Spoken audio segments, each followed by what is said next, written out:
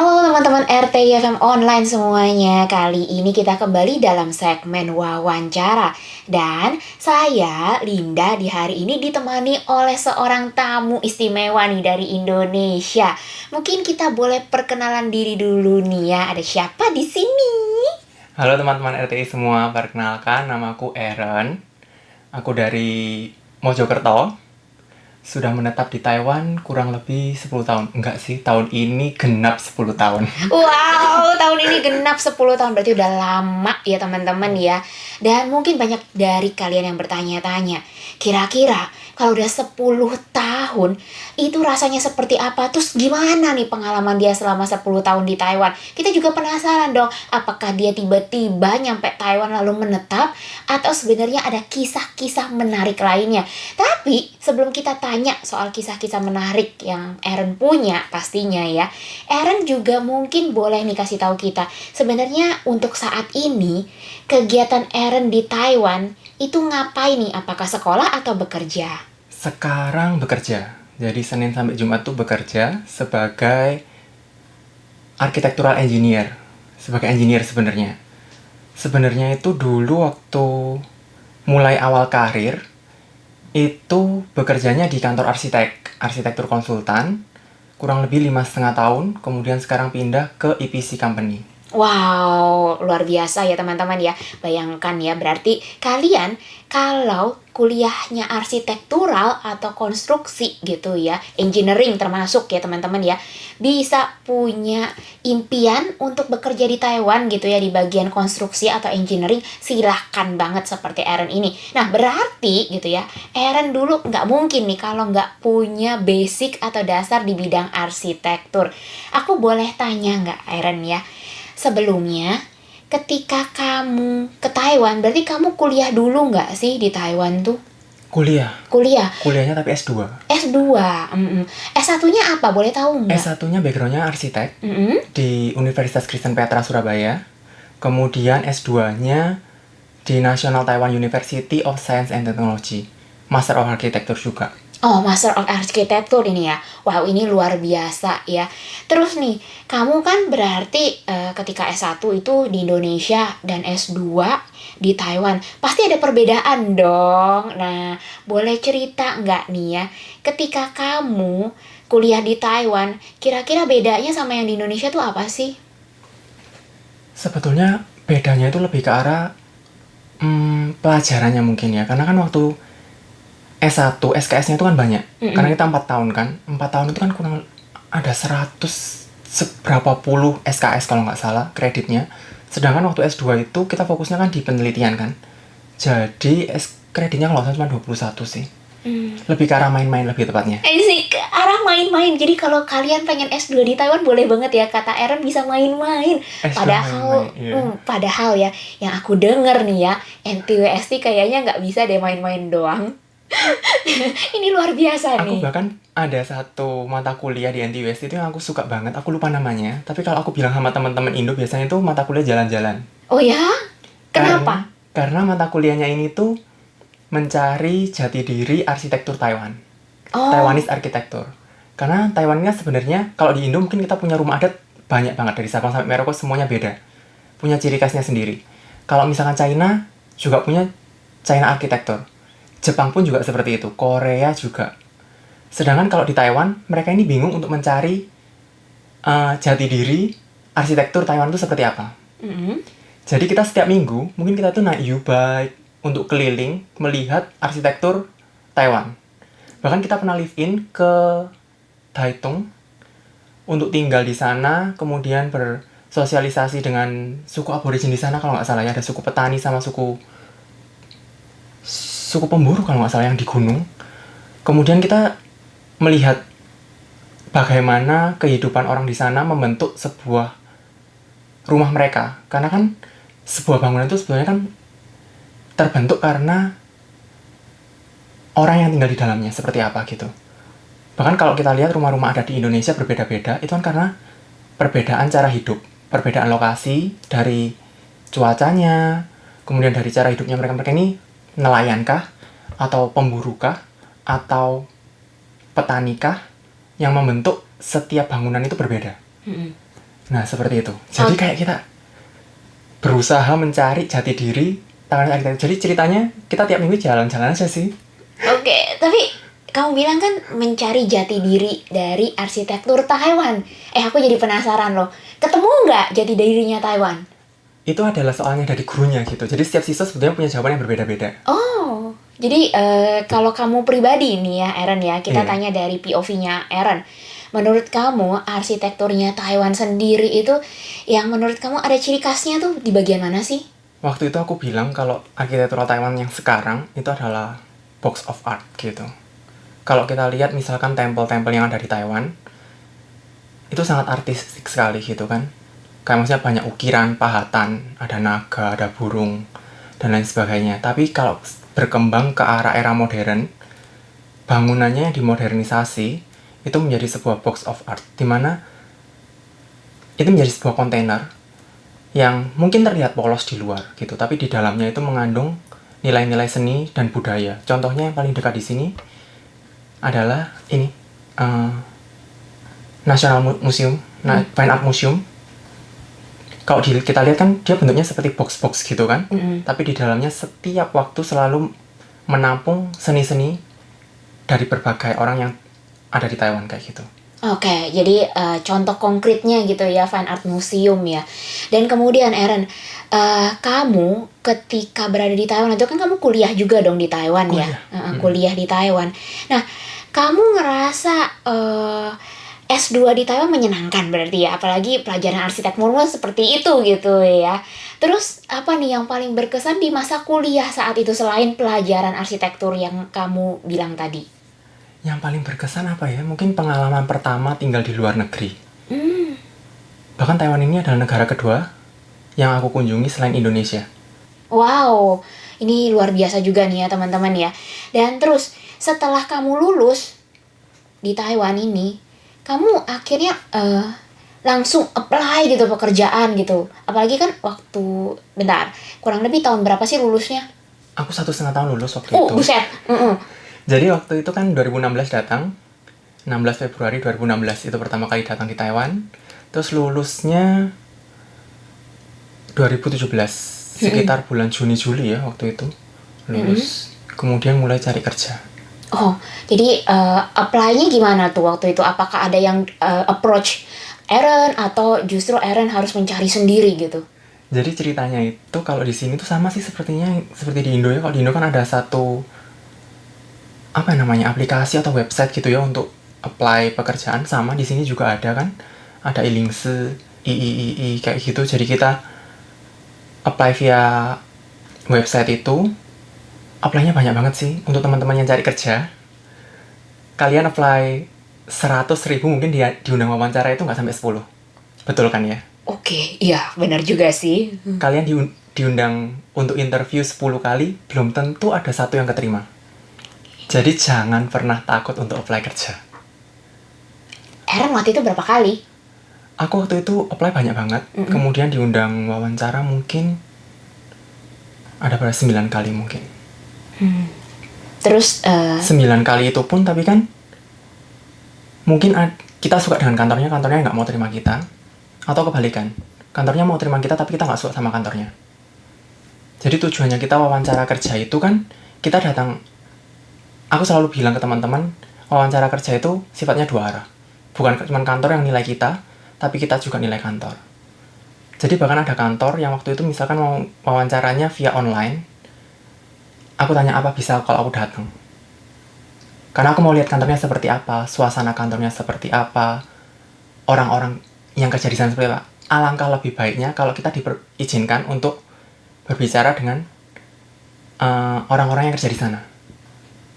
Jadi kita bisa langsung relate, tahu kerjaan setiap harinya seperti apa. Kalau memang kantornya benar-benar terbuka, itu berarti tandanya positif kantornya. Gitu. Wow, jadi dilihat dari sebelah situ gitu ya. Terkait dengan kondisi lingkungan yang paling utama nih kayaknya buat Aaron sendiri ya ketika apply kerja waktu itu. Iya mungkin ya. Iya, terus udah gitu ketika diterima, Aaron juga merasa di pekerjaan yang pertama itu di Taiwan, Aaron juga merasa, kantor ini juga welcome loh sama aku. Terus udah gitu mereka juga merasa Aaron cocok sama mereka, seperti itu ya. Sebetulnya kantor pertama aku itu kan kantor startup.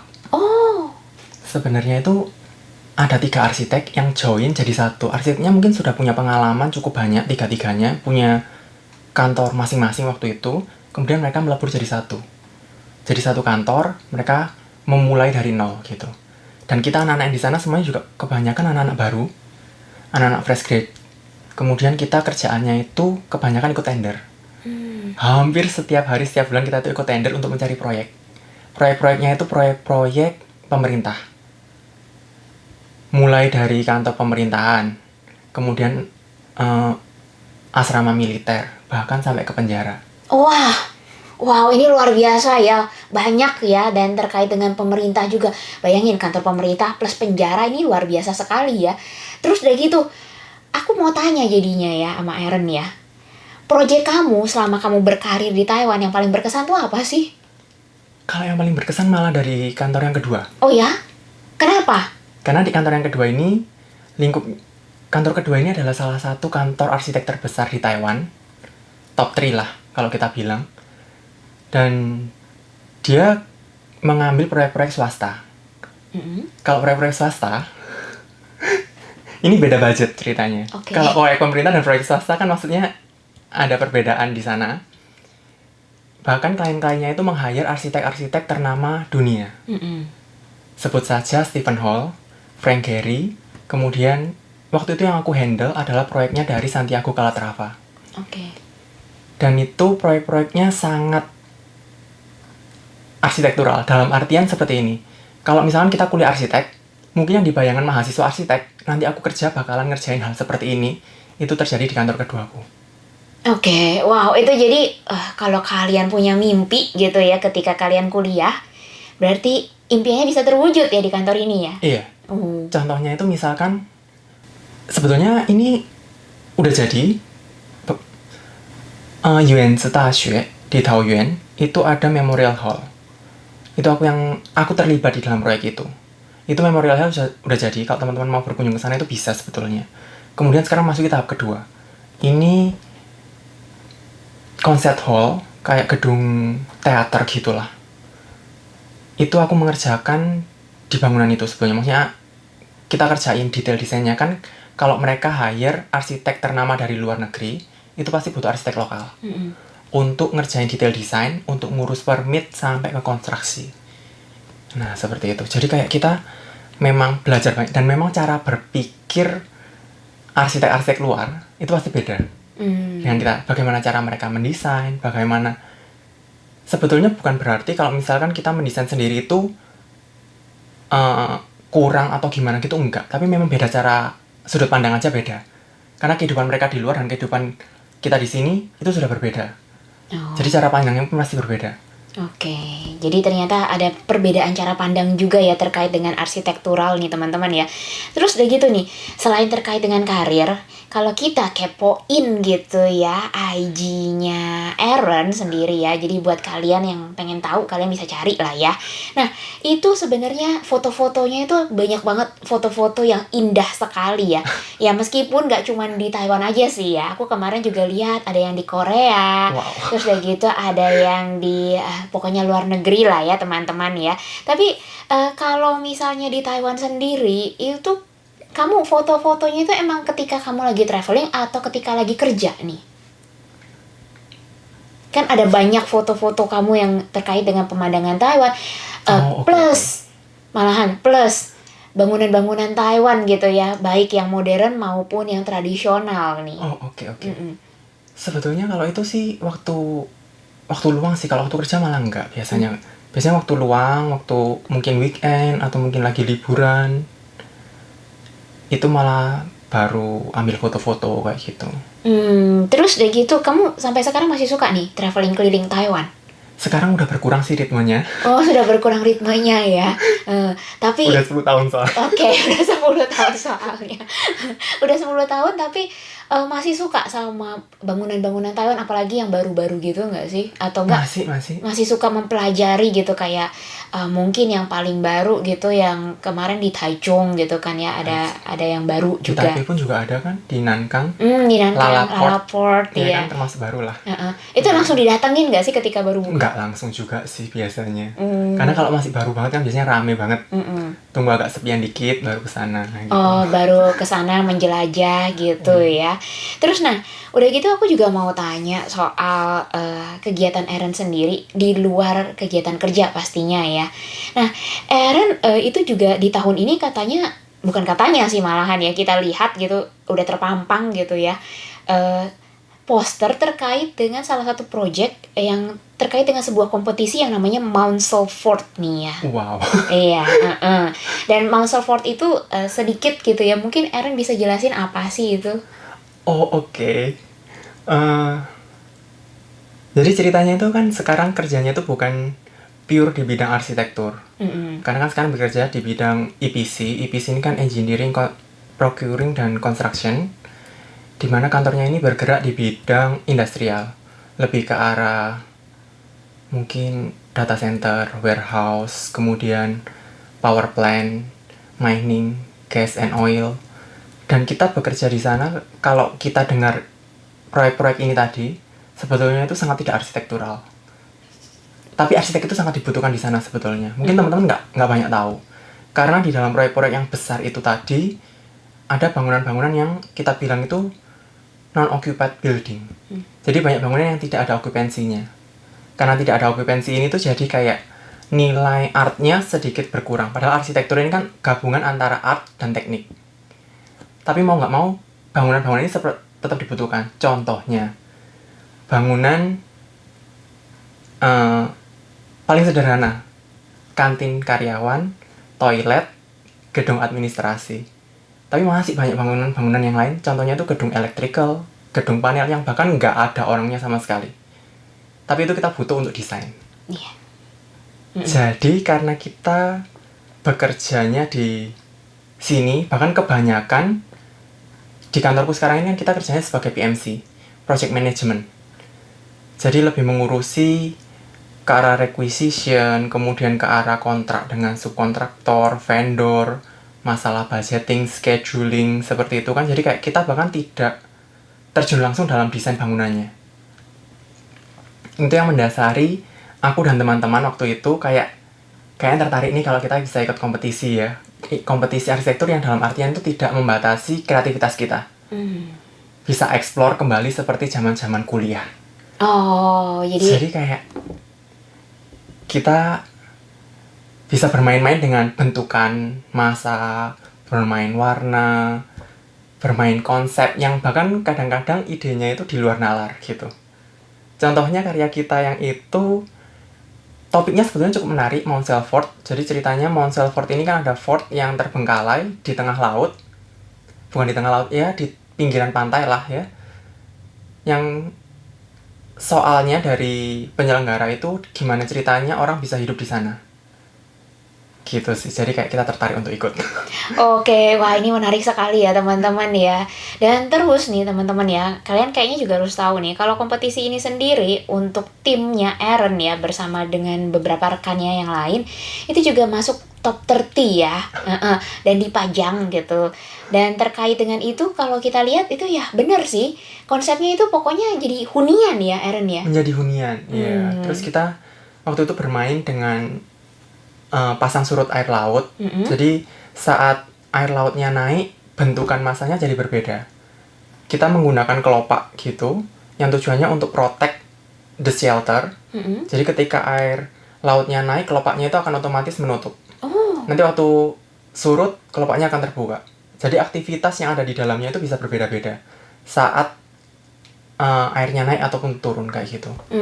Oke. Terus udah gitu nih, menurut kamu pribadi ya, kira-kira konsep dari arsitektur ini bisa nggak diterapkan di masa depan ketika kita juga tahu ya dengan perubahan iklim atau climate change ini, katanya kan air laut akan lebih meningkat. Nah, ada kemungkinan nggak proyek ini malah di masa depan tuh bisa terjadi? Mungkin aja sih. Mungkin aja ya. Bahkan iya, karena sekarang itu kayak bahkan hal-hal yang kita lihat sekarang ini yang ada di sekitar kita semuanya juga dari ide-ide gila sih sebetulnya menurutku. Oke. Kayak misalkan bola lampu, penemuan bola lampu juga aslinya juga kayak dari ide-ide yang mungkin pada saat itu kayak ini kayaknya nggak mungkin deh, tapi akhirnya terjadi. Radio pun juga seperti itu, telepon dan lain sebagainya kan semuanya dimulai dari sekedar ide sih sebenarnya. Oke, jadi ya intinya nih ya teman-teman ya, ada kemungkinan konsep dari arsitektural dari Aaron dan teman-temannya ini bisa tercapai ya teman-teman ya.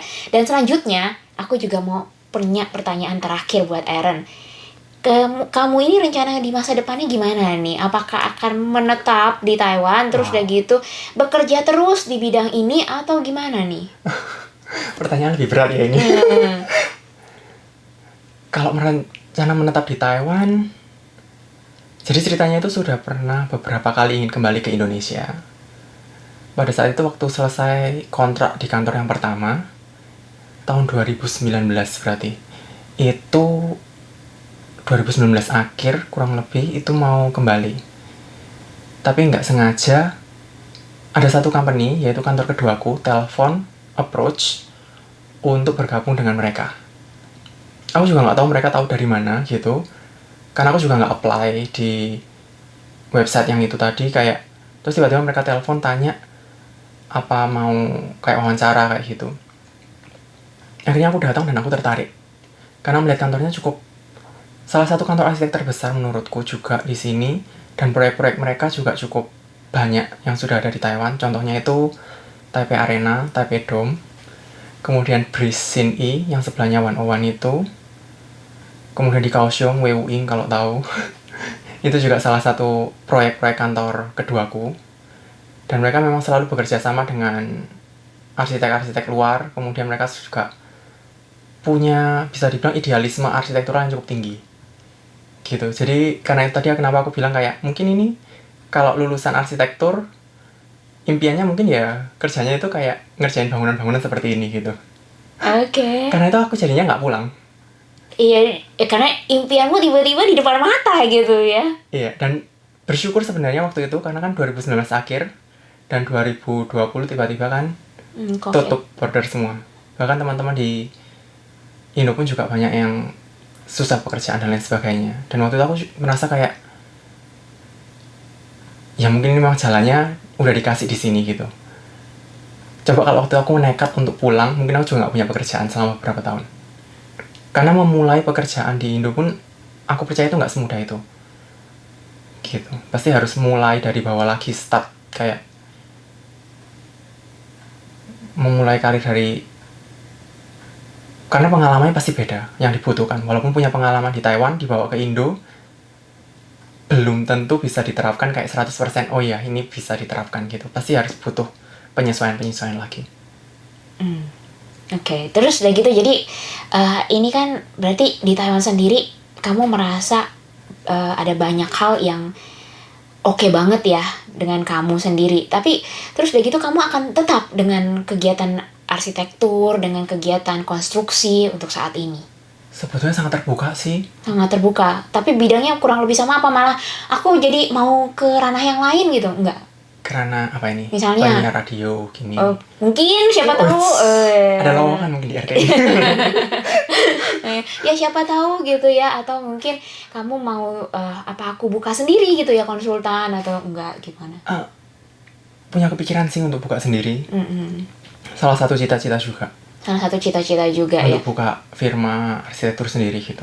Oke, tapi itu masih lagi kita gali-gali dulu kali ya teman-teman ya. Dan untuk saat ini Aaron sendiri cukup nyaman di Taiwan. Udah 10 tahun sih nyaman-nyaman aja sih. Udah 10 tahun nyaman-nyaman aja, mungkin, tapi iya pertama kali datang mungkin agak sedikit kaget gitu ya, tapi kalau sekarang sih udah bisa dibilang ya karena mungkin karena terbiasa kali ya. Sudah terbiasa. Dan selain membuka firma arsitektur sendiri, ada impian lain gak sih Aaron? Boleh gak cerita? Keliling dunia mungkin. Keliling dunia. Aku suka mempelajari culture, budaya dari berbagai penjuru sih sebetulnya. Salah satu tertarik ke Taiwan pun juga waktu itu juga karena culture-nya, juga karena budayanya juga.